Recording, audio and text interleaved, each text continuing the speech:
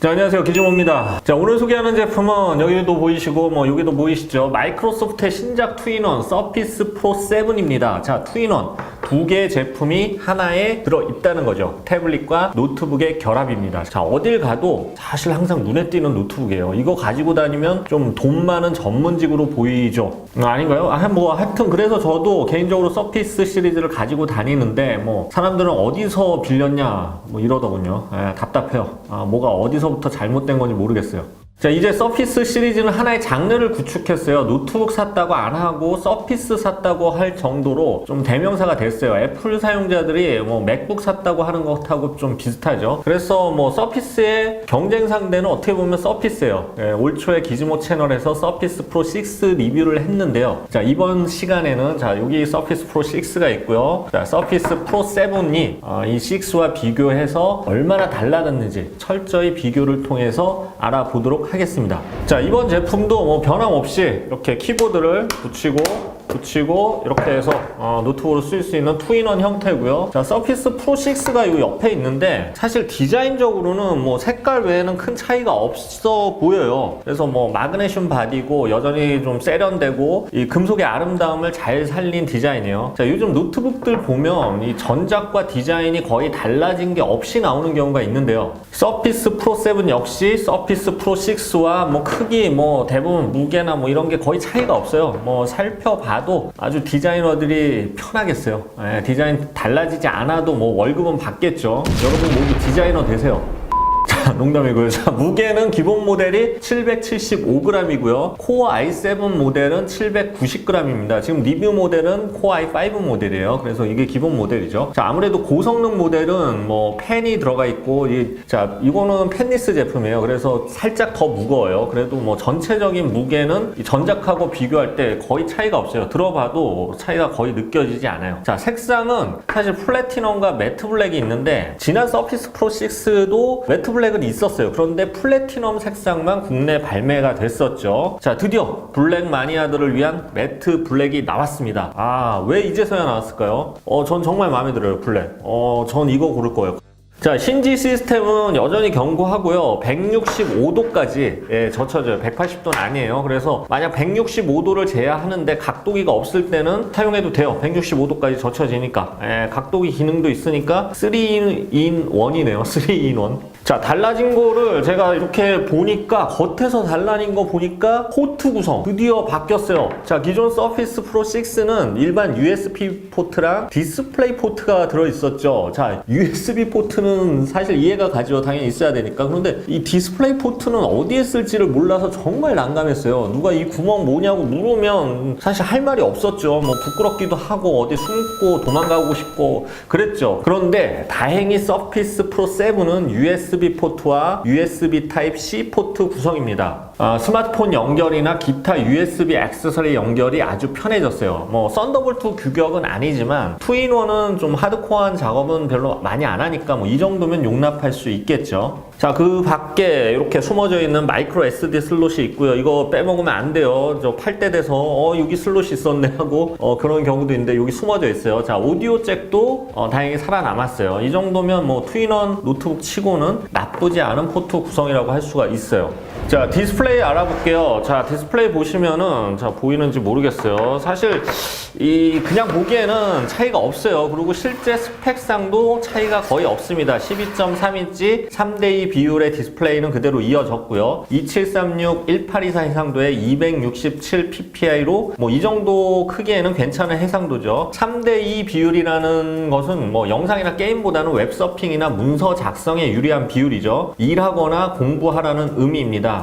마이크로소프트답습니다. 자, 디스플레이 스펙은 바뀐 것이 거의 없지만 원래 서피스 시리즈의 디스플레이는 해상도는 경쟁 제품들보다 우수한 편이에요. 밝기도 밝은 편이고요. 빛 반사도 적당한 수준이에요. 자, 여기에 터치 디스플레이죠. 필기나 스케치 등을 할 수 있어요. 물론 서피스 펜은 별매입니다. 서피스 펜을 안 사는 사람도 있을 테니까 이 부분은 저는 합리적이라고 생각을 해요. 서피스 펜의 크기나 활용 면에서는 드로잉보다는 필기에 최적화된 펜입니다. 그런데 4096까지 필요한 피랍을 구분해서 스케치 용도로도 나쁘지 않아요. 다만 인류의 손이 퇴화하고 있어서 4,000가지가 넘는 피랍을 과연 만들어낼 수 있을까? 이건 좀 아쉬워요. 뭐 저는 한 10가지 피랍을 만들어낼까 말까 해요. 굉장히 퇴화됐어요. 자, 의외로 카메라 기능이 있는데요. 자, 이 카메라 기능도 사실 뭐 빼먹기 쉬운데 이거 상당히 유용해요. 전면에 500만 화소 카메라가 있고요. 후면에 800만 화소 카메라가 있는데 후면은 무려 오토포커스를 지원합니다. 자, 전면은 스카이프나 전화 회의 용도로 쓰면 되고요. 후면은 강의나 프레젠테이션 찍을 때도 아주 유용합니다. 자, 투인원에서 후면 카메라는 의외로 쓸 때 많아요. 예를 들어서 회의 같은 거 통째로 녹화해도 아주 좋아요. 잘 한번 써보세요. 자, 이 제품 알다시피 별매의 서피스 키보드, 자, 타이 커버를 지원을 하죠. 타이 커버 무게는 참고로 한 300g 정도예요. 자, 규격과 접점이 같아서 자, 여기 프로 7에도 연결되고요. 그냥 프로 6 예전 거 쓰던 분 있으면 프로 6도 그대로 연결이 됩니다. 만약 업그레이드 하는 사람은 기존 키보드를 계속 쓰면 되니까 장점이죠. 그러고 보니까 뭐 디자인이 그대로 유지된 것도 나쁜 것만은 아닌 것 같아요.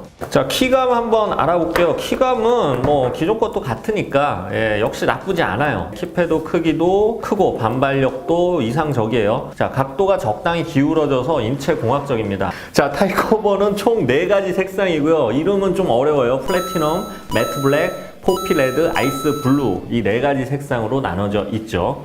자, 성능은 굉장히 향상됐어요. 인텔 10세대 프로세서가 탑재됐죠. 지난 세대는 8세대, 서피스 프로 6는 8세대였죠. 자, 뭐 중간에 9세대도 있었던 것 같은데 뭐 그건 기분 탓이겠죠. 어쨌든 10세대입니다. 발음 조심하시고요. 자, 리뷰 모델은 인텔 코어 i5 1036G4 프로세서가 탑재됐는데요. 서피스 프로 6와 비교하면 상당한 성능 향상이 있었습니다. 자, 벤치마크 결과값이 기존 세대에 비해서 뭐 20%, 30% 뭐 높은 거는 막 2배 가까이 향상된 경우도 있었고요. 전반적으로 크게 향상이 됐어요. 특히 그래픽 성능이 아주 좋아졌어요. 자, 4코어 에이스레드 10나노 공정으로 인텔 서버용 프로세서인 제노 프로세서에 탑재된 인텔 딥러닝 부스트 기능이 탑재됐고요. 기본 클럭이 1.1GHz지만 터보 부스트 시에는 3.7GHz까지 연상 속도가 대폭 향상이 됩니다. 자, 단순 비교를 하자면 인텔 8세대 i7 8550U 프로세서보다 성능이 앞서요. i5인데 특히 코어 i5 모델은 펜리스 모델인데 기존 전세대의 펜 있는 모델보다 오히려 성능이 더 앞서는 거죠. 그래서 펜이 없으면서도 이 정도 성능이 나온다는 점에서 전세대에서 좀 업그레이드할 가치는 분명히 있는 것 같아요. 특히 10세대 인텔 프로세서는 그래픽이 기존 UHD 그래픽이 아닌 새로운 인텔 아이리스 플러스 그래픽이 탑재됐는데요. 평균 2배 가깝게 게임 성능이 향상됐어요. 자, 물론 서피스 프로로 게임하실 분은 많지 않겠지만 롤 정도는 충분히 돌아가고요. 동영상 편집도 풀 HD 정도면 충분히 가능합니다. 대신 영상 편집을 하려면 램을 16GB 정도로 달아야 되고 4K는 아무래도 좀 힘들겠죠. 자, CPU 옵션은 기존과 같이 3가지예요. 코어 i3, i5, i7 모델이 있는데요. i3와 i5는 펜리스 모델이고요. i7은 펜이 있습니다. 그래서 뭐 용도나 예산에 맞게 고르시면 될 것 같습니다.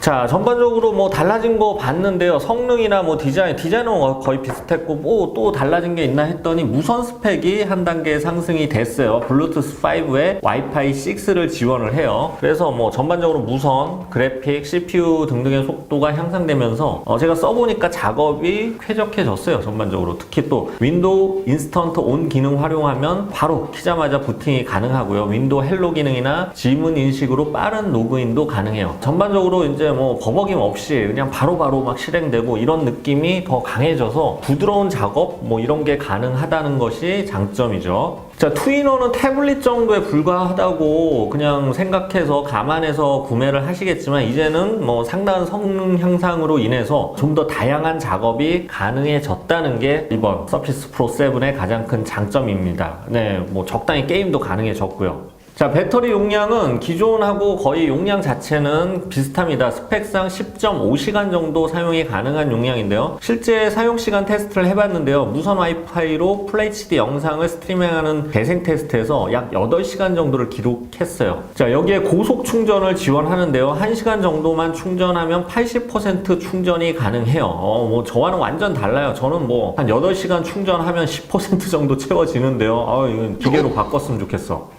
자, 스피커는 뭐 성능이 그대로고요. 뭐 우수해요. 그냥 뭐 스테레오감 좋고 뭐 맑고 깨끗한데 저역은 좀 안 나오는 그런 스피커는 그대로 이어졌고요. 의외로 놀란 것은 마이크 성능인데요. 노이즈 캔슬링 기능이 들어있어서 영상 통화 시에 아주 깨끗하게 목소리 전달하고요. 듀얼 마이크로 감도도 좋아요. 그래서 뭐 스카이프나 영상 회의 같은 거 하시는 분들에게는 아주 유용한 옵션입니다.